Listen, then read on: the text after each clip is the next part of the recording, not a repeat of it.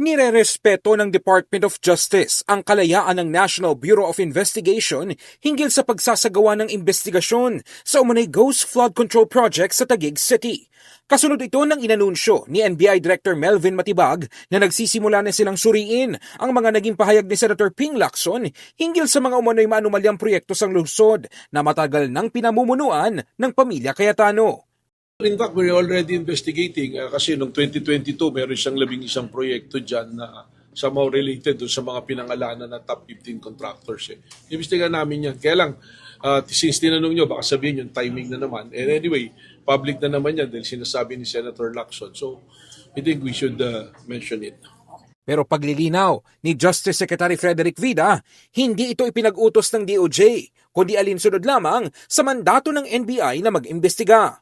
Pagtitiyak din ng kalihim na tiwala siyang magbabase ang investigasyon sa mga ebidensyang makakalap ng ahensya.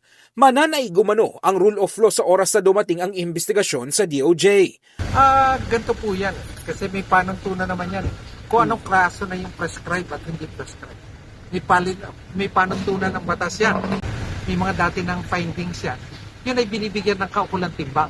Ano ba yung kasalukuyang estado na o katayuan ng ebidensya? Ito ba ay nagbago na paglipas ng panahon? O kung wala talaga ebidensya, walang dapat ipangapa.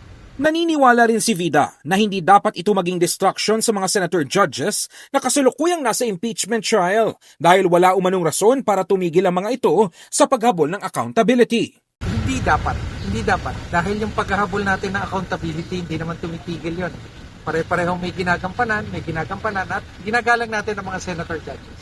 And sa akin, kung wala namang dapat ipangamba about sa rule of law, wala dapat pangamba ang mga senator judges. It will all be based on the pieces of evidence and the investigation na gagawin natin. Kung maaalala, sinabi ni Senator Ping Lacson na umaasa siyang tuluyan ng may paglalagyan si Senator Alan Cayetano sa Payatas, Quezon City Jail dahil meron umanong handang tumestigo at informants na magbigay ng ebidensya laban sa mambabatas. Napag-alaman kasi ng NBI na merong 11 proyekto si Cayetano na may kaugnayan sa 15 nangungunang napangalan ng contractors na sangkot sa anomalya. In the heart of changing lives, ako si Brigada Ino Flores ng 105.1 Brigada News FM Manila, The Music and News Authority.